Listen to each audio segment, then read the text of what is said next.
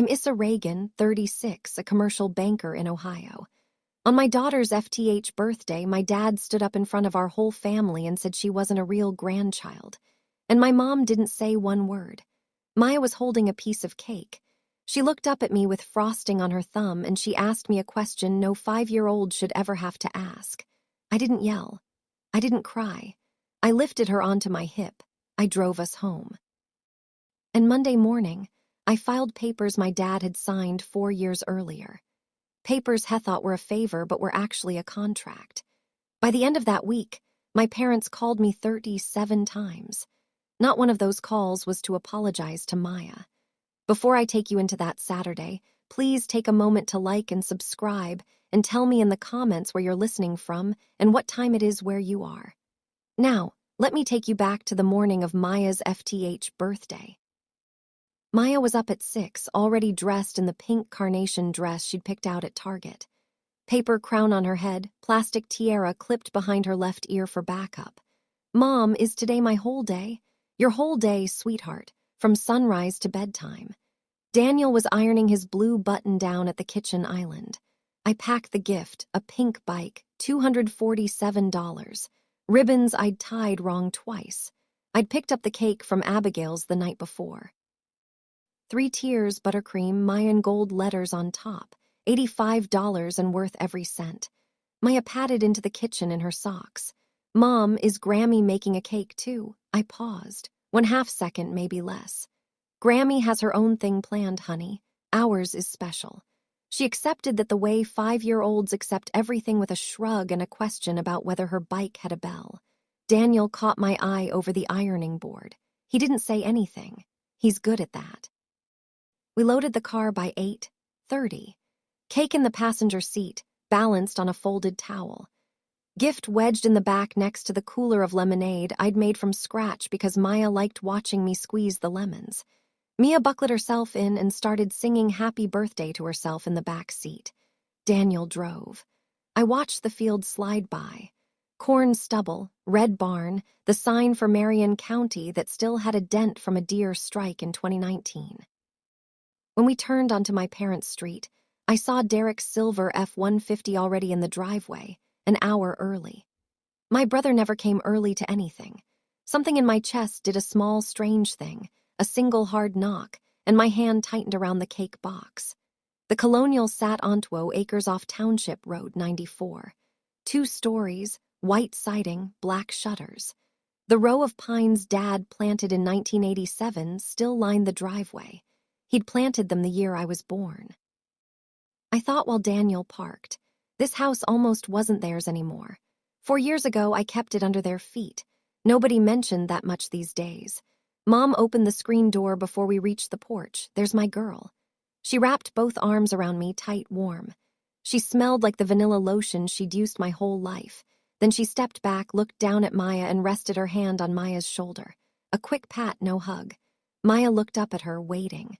"Hi, Grammy. Hi, sweetie. Cake looks nice." That was it. Mom turned and led us inside. Dad wasn't in the foyer, wasn't in the kitchen.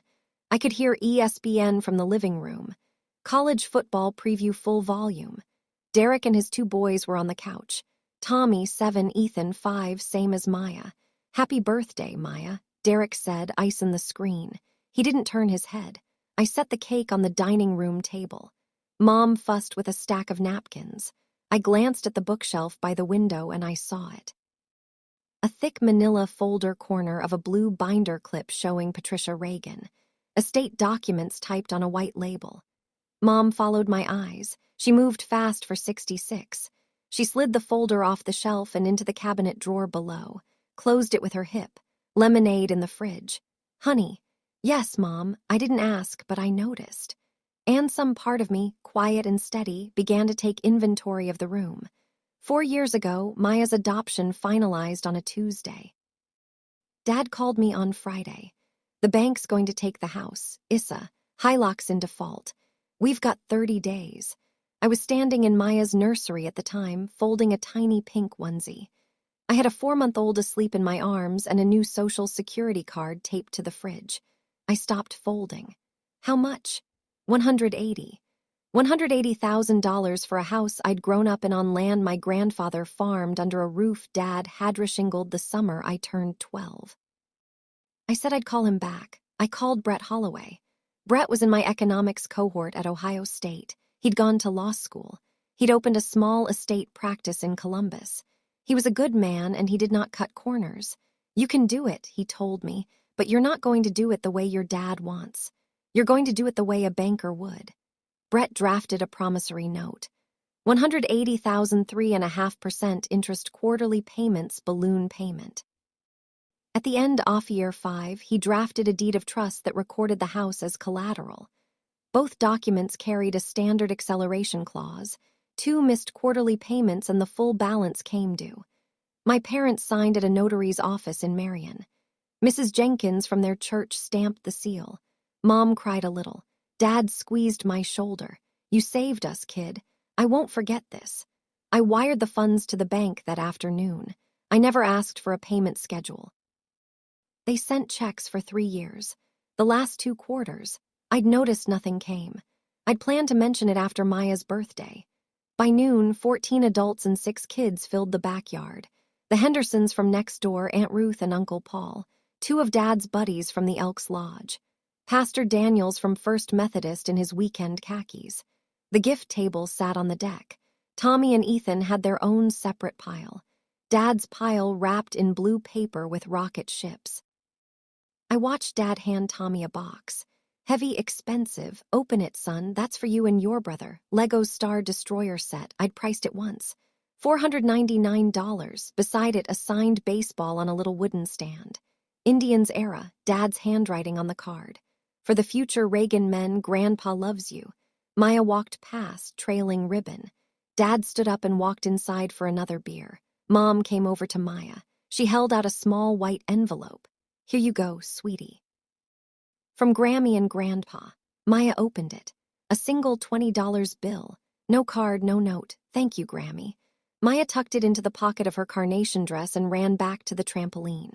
Aunt Ruth sidled up beside me with a plastic cup of sweet tea. She lowered her voice. Your dad's still having a hard time with the adoption thing, hun. Give him time. It's been almost 5 years, Ruth. I know. She squeezed my elbow and walked away. I heard Derek talking to the Hendersons by the grill. Yeah, Dad's already decided. House goes to our boys. Keep it in the name, you know, tradition. Mr. Henderson nodded the way men nod when they don't want to get involved. I stood very still by the cake table. I watched Mom carry out paper plates. I counted the plastic forks. I waited for my father to come back. 3. 15 Maya stood at the head of the picnic table, hands clasped behind her back, the way she'd practiced in the mirror. 5 candles, 3 tiers of buttercream. Daniel had the camcorder up on his shoulder, the red light steady. I lit the last candle.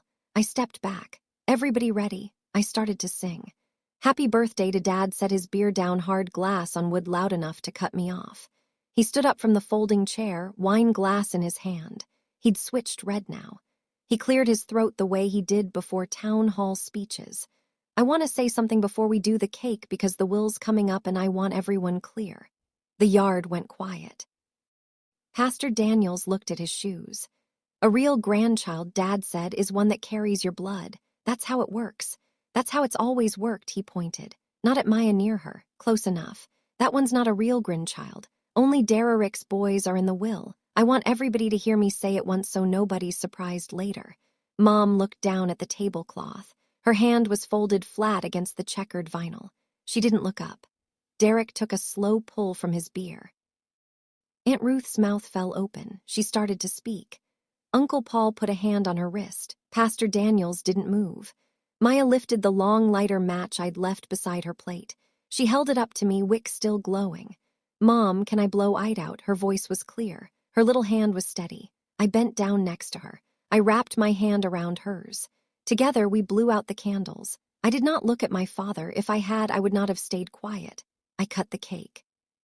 I started with Maya's slice, corner piece, extra frosting rose. I plated it and handed it to her with a pink paper fork. Happy birthday, sweet girl. Thanks, Mom. She took her plate and went to sit next to Aunt Ruth at the little kids' table. Ruth smoothed Mia's hair. Ruth's eyes were wet. I cut the next slice. I offered it to Mrs. Henderson. She took it with both hands like I'd handed her a live coal. Somewhere in the back of my head, a sentence I'd almost forgotten moved forward. Brett 4 years ago in his office. This loan protects them. It also gives you options if you ever need them. I hadn't needed them. I'd forgotten the sentence was there. It was there now. Aunt Ruth appeared at my elbow. "Honey, are you okay?" I smiled at her. I made it reach my eyes. "I'm fine, Aunt Ruth. Have some cake." I pulled out my phone. I typed to Daniel under the table. 15 minutes. We leave. Quiet. No scene. He read it. He looked up at me from across the yard. He gave a single nod. I wrapped half the cake in foil for Maya to take home. I thanked Mom for hosting. I gathered the lemonade cooler. I gathered the gift bag with the tissue paper. Mom caught my sleeve at the screen door.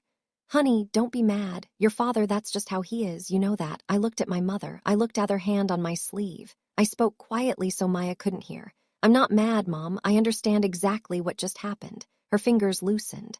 I carried my daughter to the car. I understood that was the dangerous thing for them. We made it 3 miles before she asked. Daniel drove country road, corn on both sides, Maya in the booster seat. Foil plate of cake on her lap. "Mom, yes, Bug, am I not a real grandchild?" Daniel's hands tightened on the wheel. He didn't say anything. He pulled onto the shoulder and eased the car to a stop. Gravel crunched.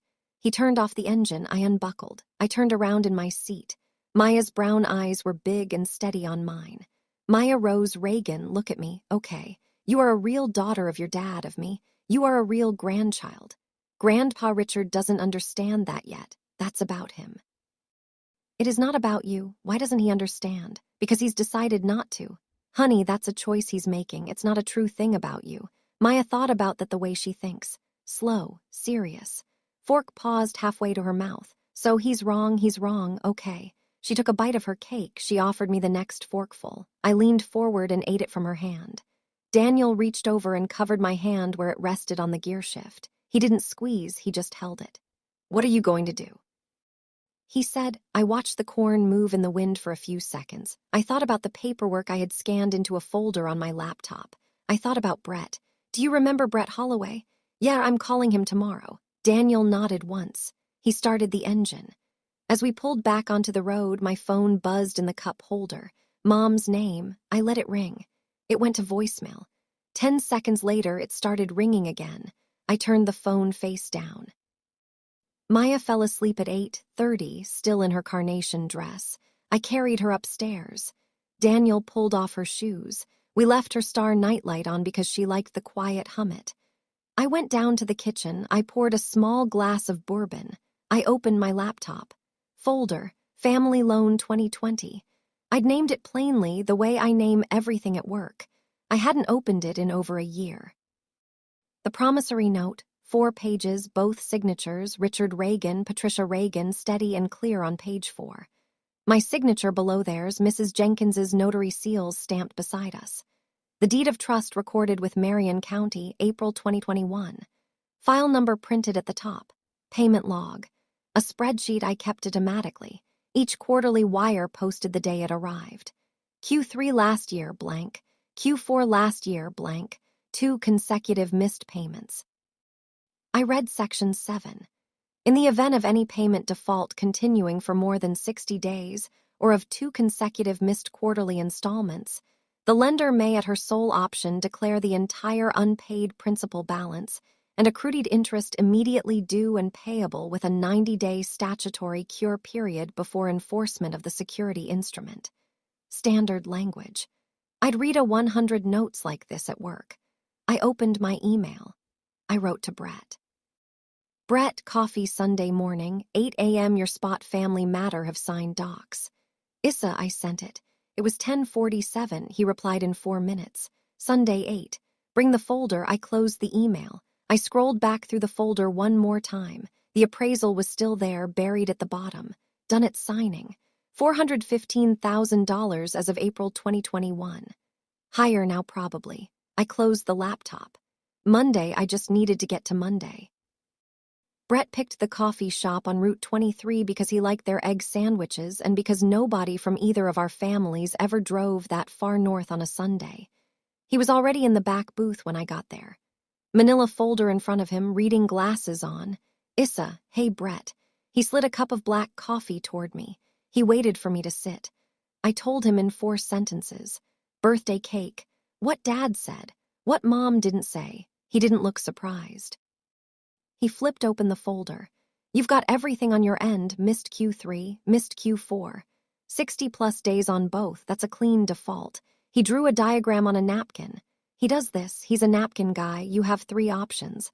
1, extend them quietly. Write it off as family.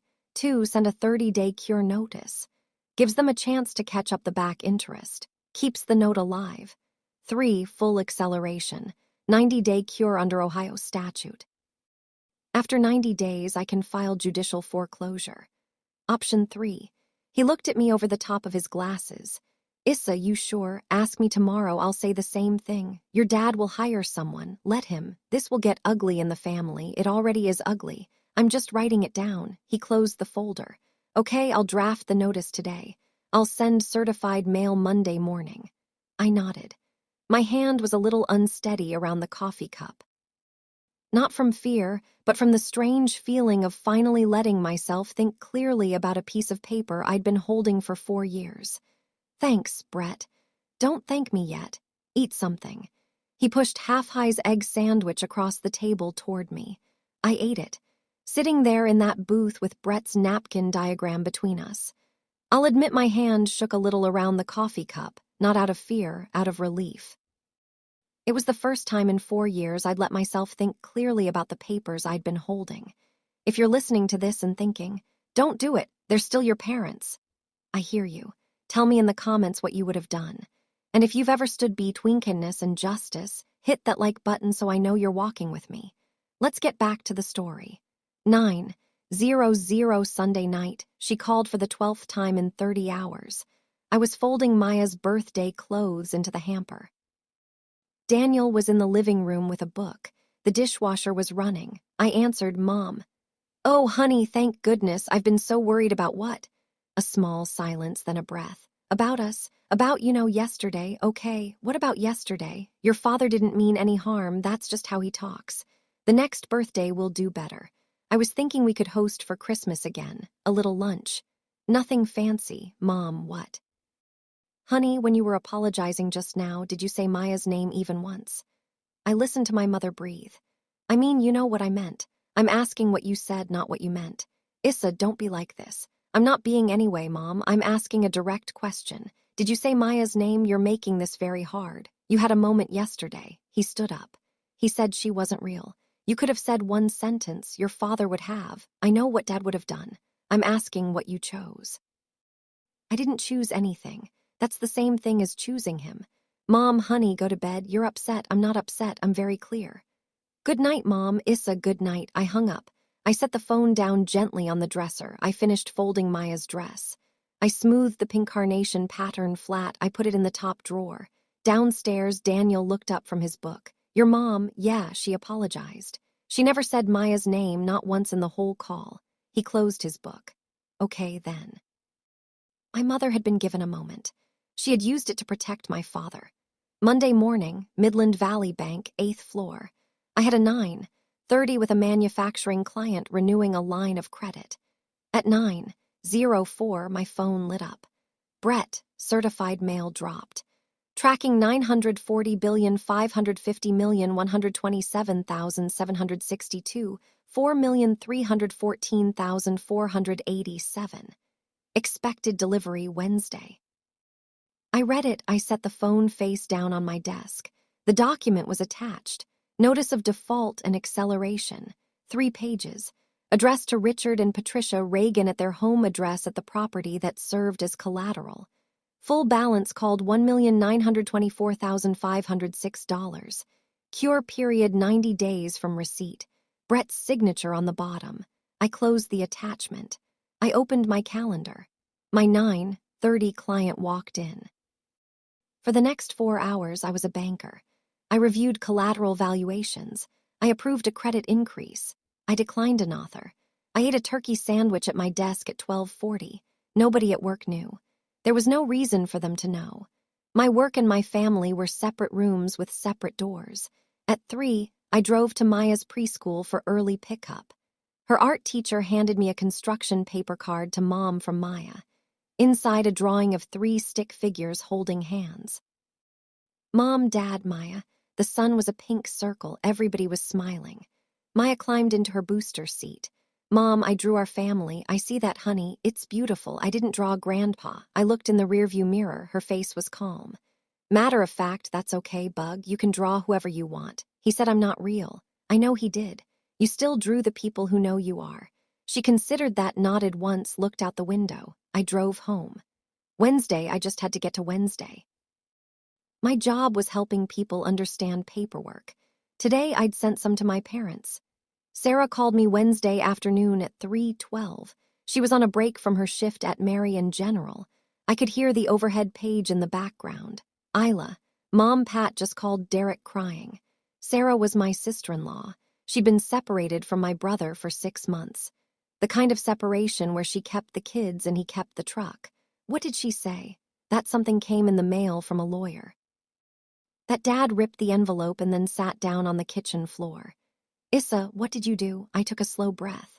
Sarah, do you really want to know? Oh God, it's legal. It's clean. It's in response to something specific. The birthday? Yes, she was quiet for a few seconds. Good. You don't even know what it is yet. I was there 4 years ago, Issa. I was at the house when your dad told Derek you were cutting him a check. I was pouring coffee in that kitchen. You remember that? I remember your dad saying, and I quote, Issa is letting me borrow it. I'll square up with her later. Borrow, not gift. I heard it. My hand was very still on the steering wheel.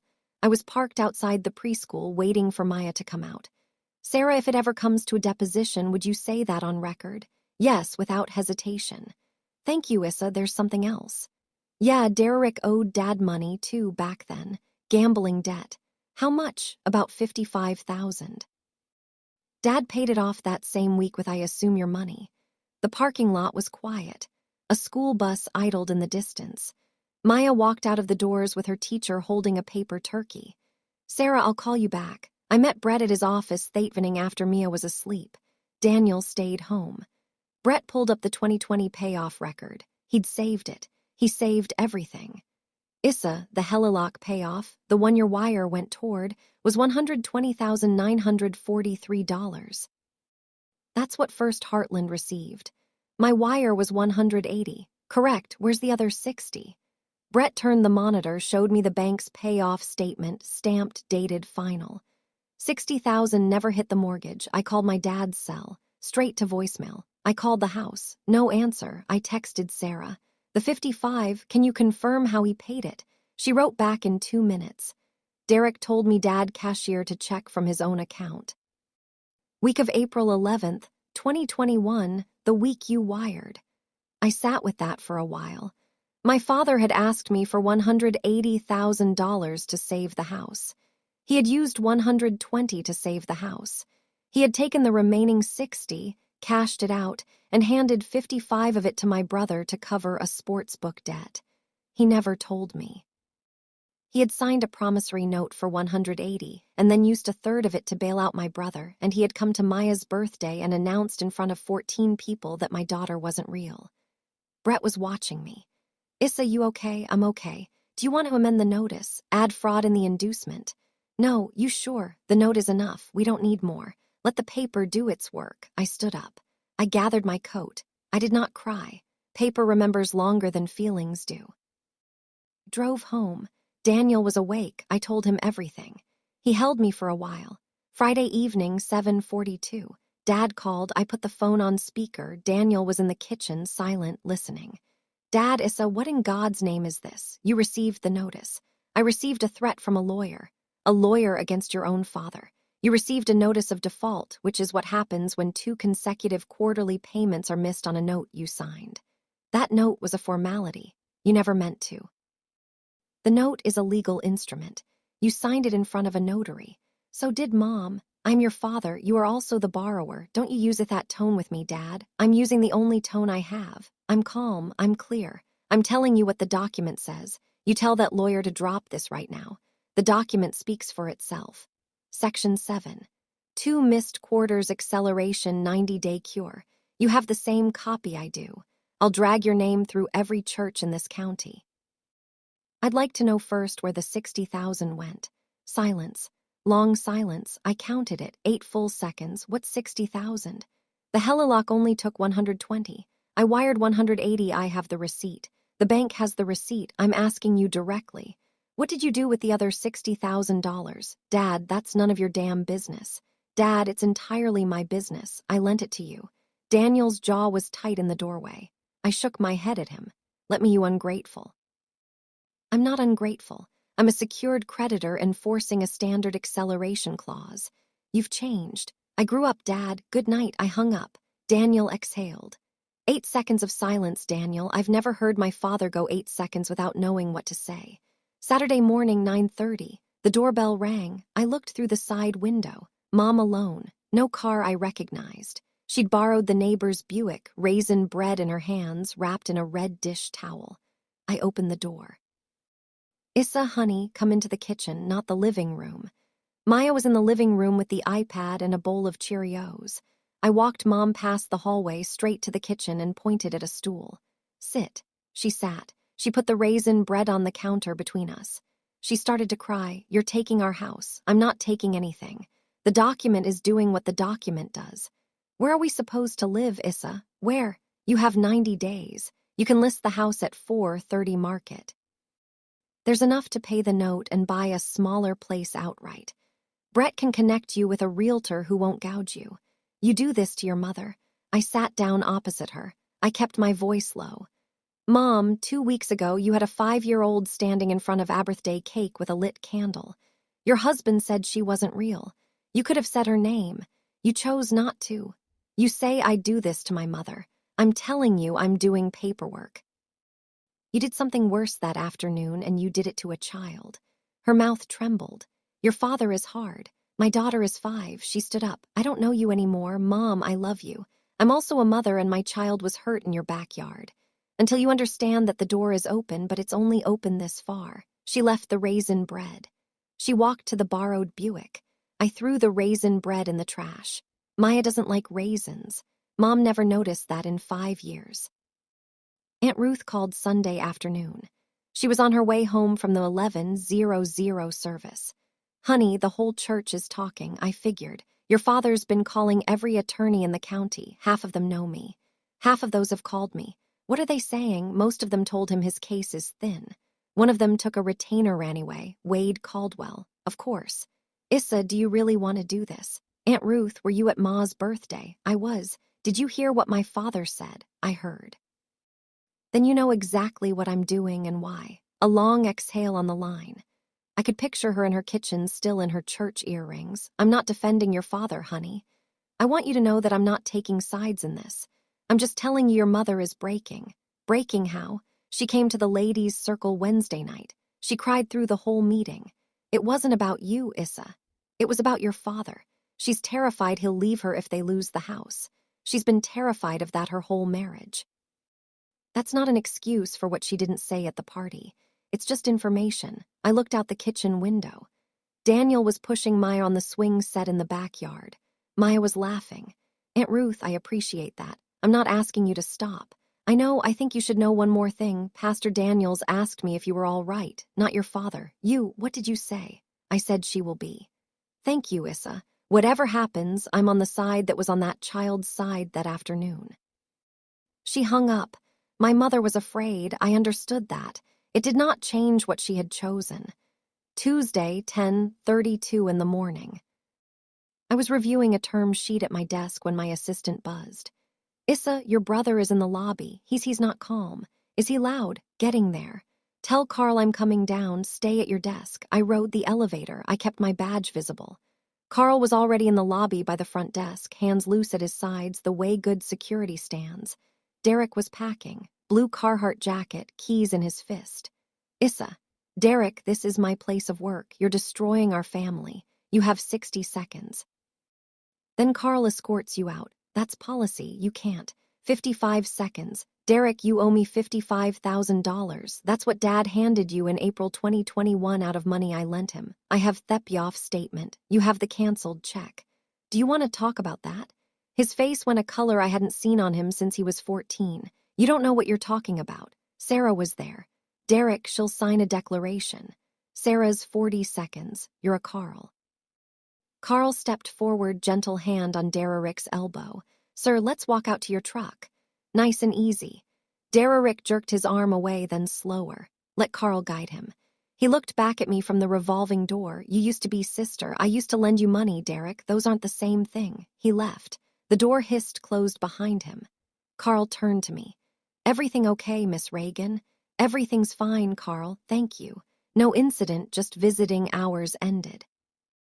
I went back upstairs. My 11:00 was waiting. I reviewed their collateral schedule. I approved the renewal. I did not shake until I got back in my car at 6:15 and only for a minute. Thursday, I picked Maya up at 3.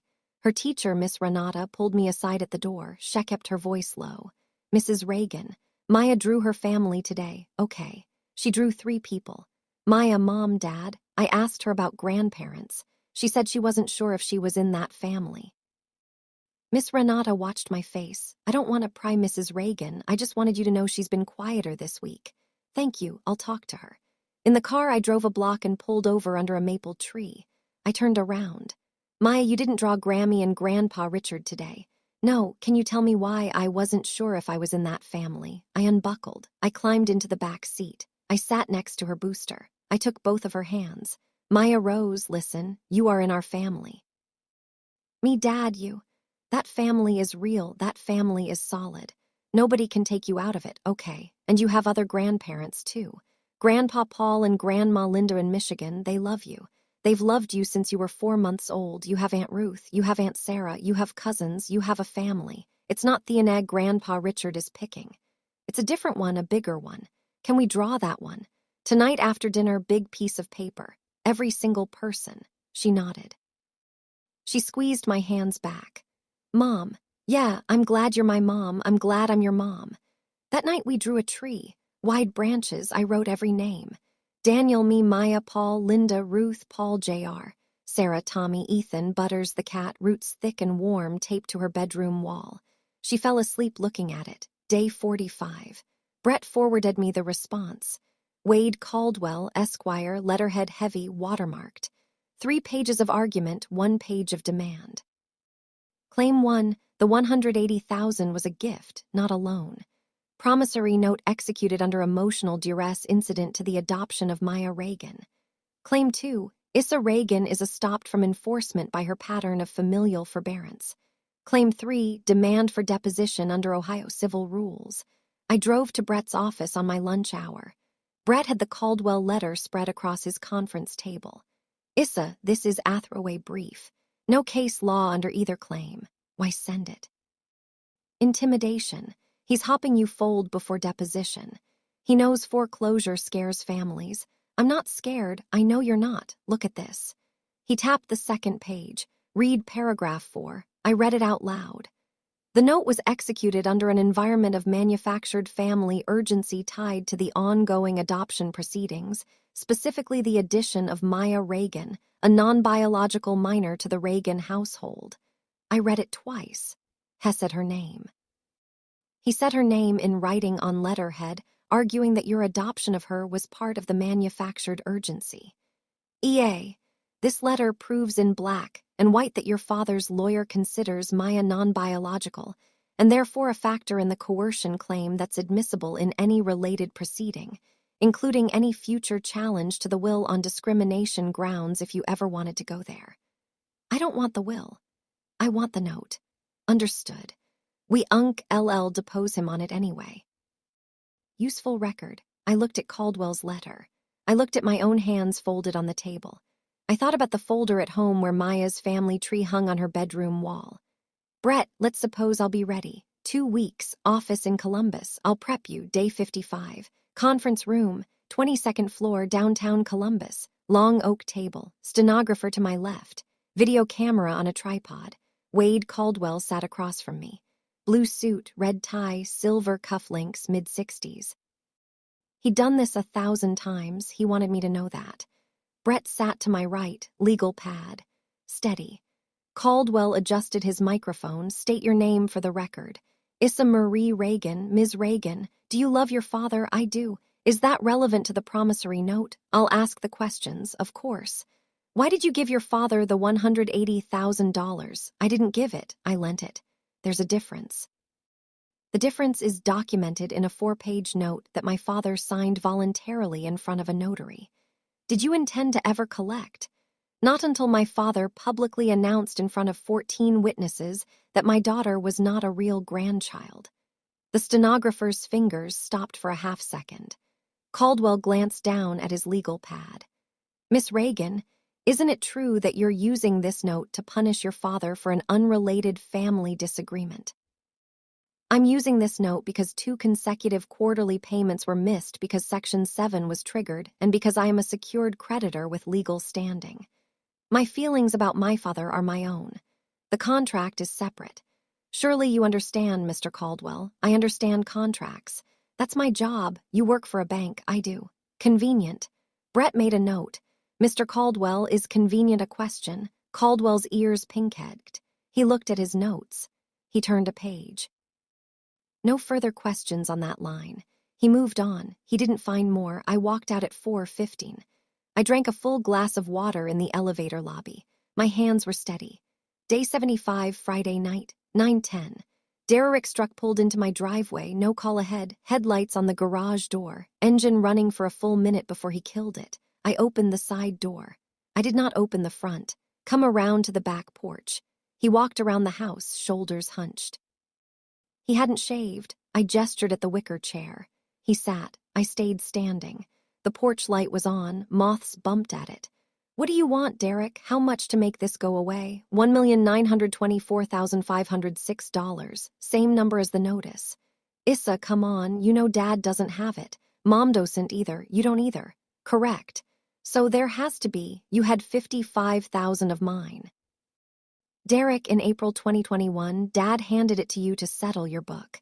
If you returned it with 4 years of interest, you'd be paying me back money you already owed.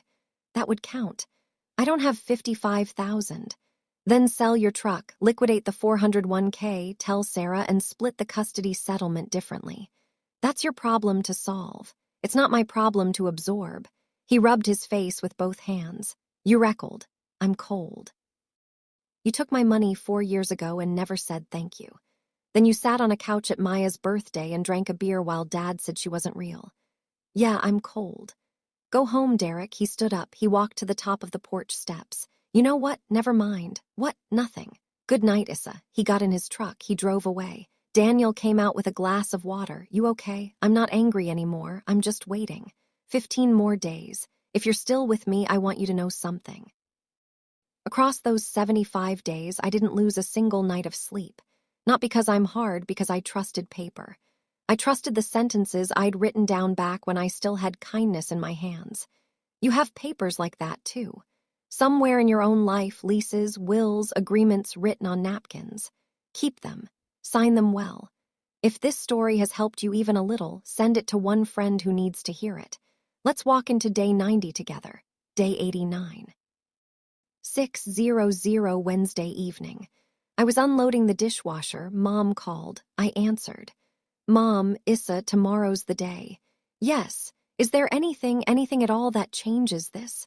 Mom, I want to ask you one question. Will you answer honestly? I'll try. On Maya's birthday, when Dad said she wasn't a real grandchild in your own heart, did you agree with him? The line went still. Honey, I'm asking you, Mom. Truthfully, did you somewhere in yourself agree with him? Breath, a long breath, I don't know anymore. Then that's your answer, Mom. Issa, I'm no angry, I'm just clear. A 5-year-old girl was standing next to Cake. You had a moment to say her name. You didn't because somewhere in yourself you weren't sure she counted. That is what I am responding to. Not with anger, with paperwork that was already in a drawer. Please, 1 more week. The statute doesn't give me 1 more week. Mom, I'm not making this up. 90 days is 90 days. Brett files tomorrow. If you and Dad want to sell voluntarily, you still have that option afterward. That's secondest path left. Your father won't agree. Then that's his decision. Oh, honey, Mom, I love you. Get some sleep. Tell Dad to get a real estate agent, not Derrick's friend. Someone competent. I'll send Brett's referral tomorrow morning. I hung up. I finished unloading the dishwasher. I put the coffee mugs on the top shelf, handles facing right, the way my mother had taught me when I was 8. Daniel came in. Mom, yeah, how'd it go? She had her last chance. She used it the same way she used the first one.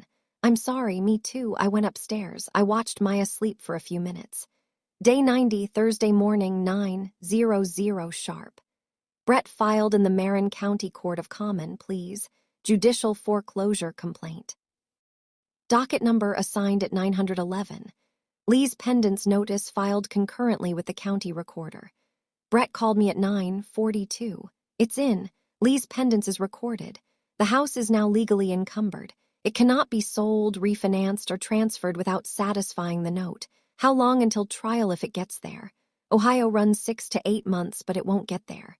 Settlement happens once the list pendants hits public record. It always does.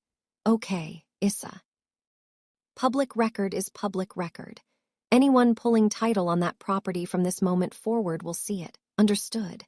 At 11:30 that same morning, I heard this later from Aunt Ruth. Dad drove to Tri-County Community Bank in Marion. He sat down with a loan officer he'd known 20 years. He asked to refinance the house.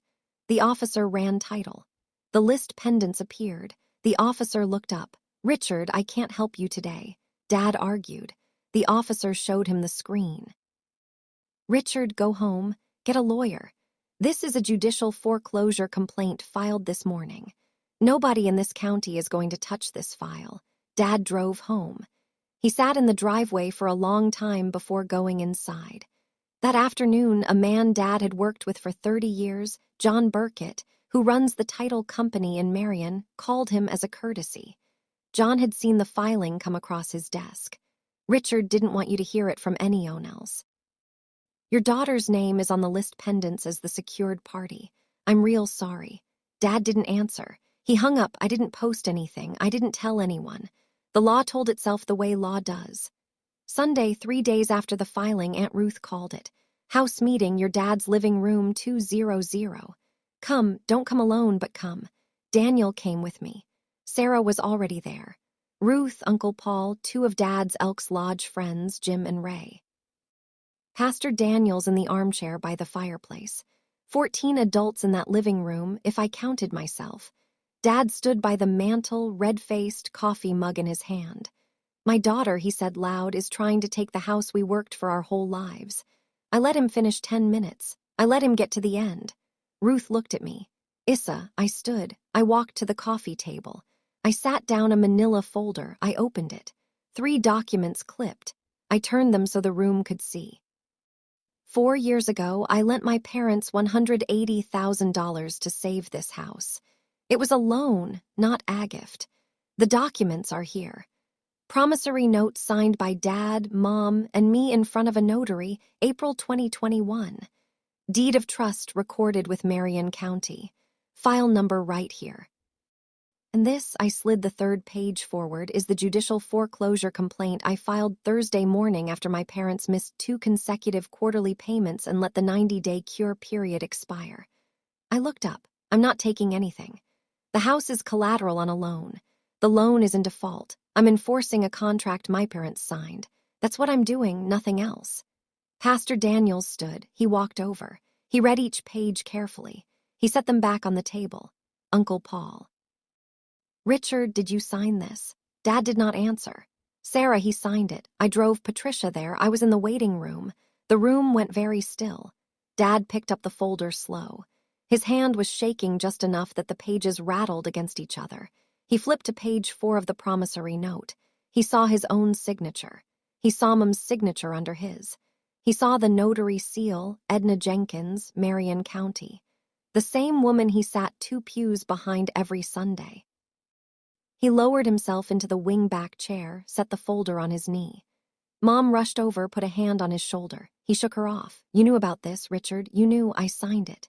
Richard, I was with you that day. 12 seconds of silence. I counted them. Ruth spoke quiet. Pat. Issa gave you that money to keep this roof over your heads. You took it. Nobody's macking up facts here. Dad looked up at me. His eyes were wet, furious. All this because of that girl. I didn't raise my voice. No, Dad, because of you. Because on Maya's birthday in this backyard in front of 14 people, you decided my 5-year-old daughter didn't deserve her name in your will. I'm not doing any of this because of Maya. I'm doing it because of a contract you signed and a choice you made. One goes with the other. Pastor Daniel stood up. He looked at my father. He looked at me. Richard, I'll be at the house Tuesday if you want to talk. He walked to the door. He put on his coat. He did not wait for a response. Ray and Jim followed him out within a minute. Uncle Paul pressed my shoulder on his way past. Mom stood very still in the center of the room, both hands folded in front of her. Dad stared at the folder on his knee. I collected my documents. I nodded at Sarah. We left. Sarah caught me at the car. Issa, hold up. Daniel took Maya's car seat from me. Maya was already buckled in thebak, asleep, cheek flat against the window. Sarah pulled a folded paper from her coat pocket. Bank statement. Derrick's checking account. April 2021. The exact withdrawal Dad made, cleared to Derrick's book the next day. I printed it from the joint account before I filed for divorce. It's mine to share. Sarah, thank you. You might need it or you might not. Either way, you have it. How are you holding up? Divorce is done Tuesday. Custody's ours. Tommy and Ethan have been asking about Maya. Bring them any weekend. We'll do pizza. Yeah, we will. She paused. She looked at the house. Issa, one more thing. Yeah, your dad was going to change the will this morning.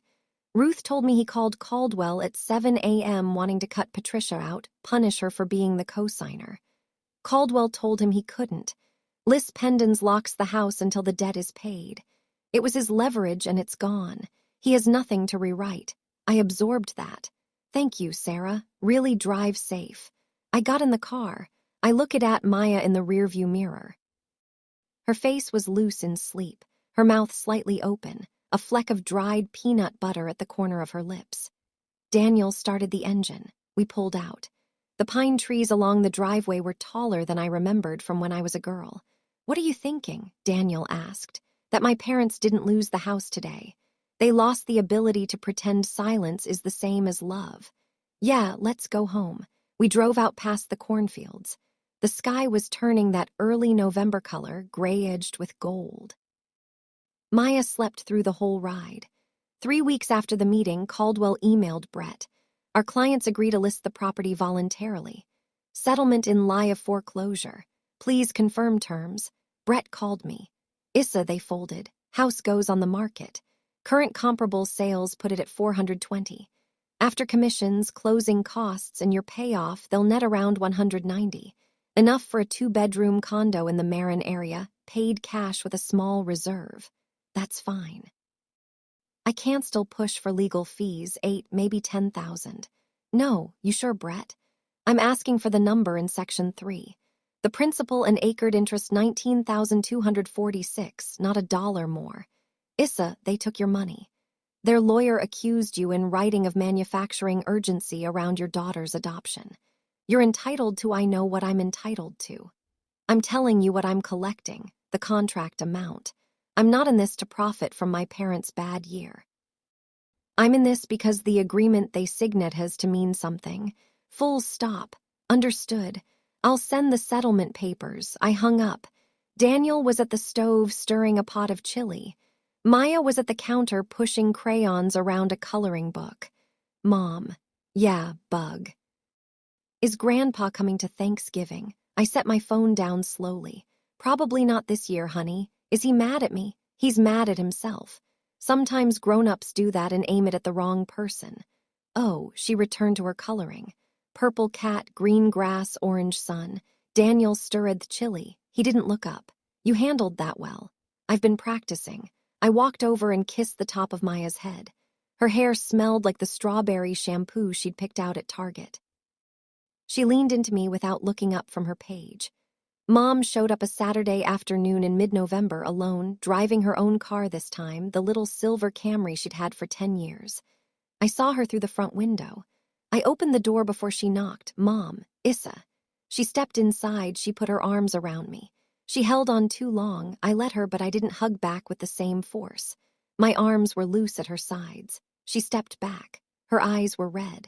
I know Maya's upstairs. I'm not asking to see her. I came to say one thing, okay? I was a coward. I was a coward at the party. I was a coward every Christmas for 5 years when your father would leave the room the minute she walked in. I knew it each time. I chose him each time. I thought I was keeping the peace. I was keeping myself comfortable. I nodded once. Go on. I don't expect you to let me back in yet. I don't expect Maya to forgive anything. I'm telling you I know what I did and what I didn't do. I'm telling you in my own words, not his. Mom, yes, honey, when you're ready to say her name, her full name. Maya Rose Reagan. In front of Dad in the house he's sitting in, that's when you call me, okay. Until then, the door is open, but just this much. I understand. She reached out. She touched my cheek with 12 fingers. She didn't try to hug me again. You're a good mother, Issa. I learned some of it from you. The good parts. She blinked. Her mouth trembled. She nodded and walked back to her car. I watched her back down the driveway. I closed the door carefully so Maya wouldn't wake up from her nap. Sarah's divorce finalized the following week. She got primary custody of Tommy and Ethan. Derek got every other weekend and 2 weekday dinners. Dad couldn't bail Derek out anymore. The money wastied up in the closing on the house. Pastor Daniels pulled Derek aside after Sunday service and told him the church's counseling fund would cover a gambling recovery program in Columbus. On one condition, Derek attend every week. Signan's sheet. Derek attended. I got one text from him late on a Tuesday night 3 weeks into the program. You were right about the money I owe you. I don't know how I pay it back yet, but I owe you. I read it. I didn't reply, not yet. The following Saturday, Sarah brought Tommy and Ethan over for pizza. Maya opened the door in her sock feet. You're my cousins. Tommy, 7 and serious, we know. Ethan, 5 and loud. Can we see your puzzles? They sat at our dining room table for 3 hours and did a 500-piece puzzle of a sheepdog. Maya taught Ethan how to sort the edges first. Tommy taught Maya how to cheat by looking at the box. At dinner, Tommy looked up from his plate at me. Anissa, Mom says we're blood. That's right, Tommy. Maya's your cousin. She's adopted, right? Right. So what? I laughed. A real one. The kind I hadn't done in months. That's exactly right, bud. So what? Ethan nodded seriously over his pizza crust. Later, when Sarah was loading the boys into the car, she caught my eye over the roof. Tommy asked a question this morning. He asked why Grandpa treats Maya different. I told him Grandpa was being silly about it and it was wrong. He just said, "That's dumb, Mom." Kids sometimes see it first. Closing day, a Tuesday in mid-December. First snow still clinging to the parking lot outside the title company in Columbus. Brett and I sat on one side of a long conference table. Dad and Mom sat on the other. Caldwell was with them. Stiff suit, stiff jaw. Nobody spoke beyond the necessary sentences. We initialed 41 pages over the course of 40 minutes. The settlement statement, the warranty deed, the release of the deed of trust, the dismissal of the foreclosure action. Dad signed every page without looking up once. When the wire confirmation came through, $1,924,506, routing to the escrow account Brett had set up, the closing agent cleared her throat and said, "That completes the file." Dad stood. He gathered his copy of the papers. He walked to the door. He did not look at me. Mom stood. She gathered her papers. She walked around the table to my side. She put her hand on mine, just her fingertips. Issa, Mom, I'm still learning. I'm going to keep learning. Okay, Mom, I love you. I know, Mom, I love you too. That's why I'm not at your door yet. Keep learning. Call me when you're ready. She nodded. Her eyes were wet. She followed Dad out. Caldwell did not say anything. He shook Brett's hand once and left. In the parking lot, Brett clapped me on the shoulder. That's done, Issa. That's done. He walked to his car. I sat in mine for a full 10 minutes before starting the engine. I did not cry. I just breathed. In for 4, out for 6 again. The snow was falling in small, dry flakes. I thought about Maya at home, probably building a blanket fort with Daniel. I started the car and drove home. Thursday, I went into work early before the branch opened. I pulled up the new account interface on my desktop. I walked myself through the 529 education plan forms, the same forms I'd helped 100 clients open over the years. Beneficiary, Maya Rose Reagan. Date of birth, July 12, 2020. Account name Maya Rose Reagan, daughter of ours. I funded it from the escrow account Brett had set up the full $1,924,506. I added a memo in the internal notes for me own records. Returned principal for her to learn anything she wants. I hit submit. The confirmation number came back in green text. The account was live. I sat at my desk for a while looking at the screen. Maya wouldn't know about this for years. 13 years maybe. I'd tell her when she was 18, the week before she started college, if that's what she chose, or trade school or art school or nothing at all for a year while she figured herself out. Whatever she picked, the money was hers, unconditional. No will, no gatekeeper, no real grandchild qualifier. I looked out the window. Ohio in December, bare trees, gray sky, a single red cardinal on a branch. My father had tried to decide which of his grandchildren counted. He'd used his will as the tool. He'd failed because his leverage had been borrowed from me in the first place. The money he'd used to decide was the money I now held, and I'd given it back not to him, but forward to the child he'd refused. That wasn't revenge, that was accounting. I closed the browser. I picked up my coffee. I went to my 9:00 meeting. At noon, I ate lunch at my desk and smiled a little. We moved Thanksgiving to our house that year.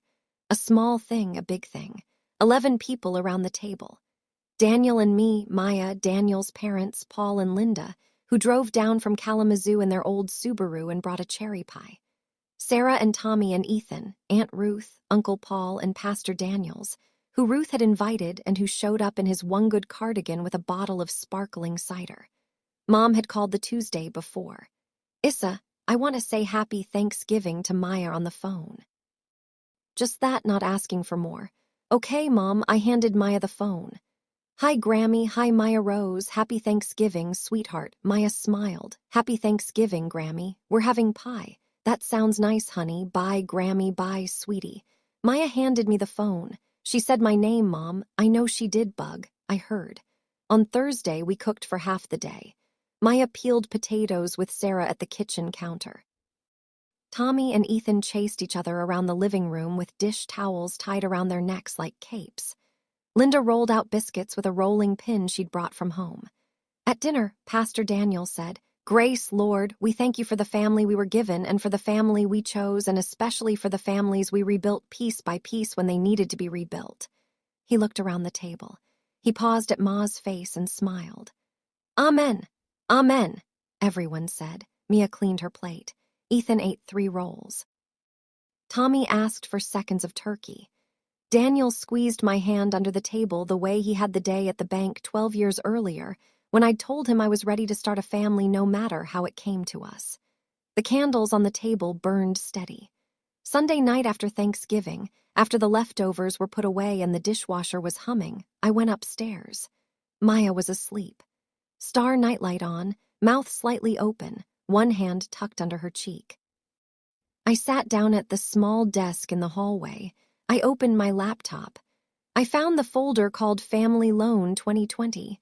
I right-clicked Rename, closed Maya's Future Fund. I clicked Save. I closed the laptop. Daniel came up the stairs with 2 mugs of tea. He handed me one. He leaned against the door frame. You still angry? No, not anymore, I'm sad. But sad isn't the same as angry, sad I can carry. Yeah. I looked through the doorway at Maya at the family tree still taped to her bedroom wall, at the roots I'd drawn thick and warm at the bottom of the page. I stood. I walked into her room. I leaned over her bed. I kissed the top of her head. She didn't stir. You are a real daughter, I whispered. You are a real granddaughter. You are ours. I closed her door gently. My father had tried to tell me which of my children counted. Paper I'd written on a kind day had told him no. That was the lesson I wanted to leave quietly in the drawer where I keep the things I am sure of. If Maya's story has stayed with you, tell me in the comments. Have you ever had to put something in writing to protect your child? If you have, share it. Another mother out there needs to hear she isn't wrong for signing her name to protect her own. Hit like if you believe justice can come from discipline instead of anger. Subscribe for more stories about women who chose steady over loud. In the description below, I've linked 2 more stories like this one.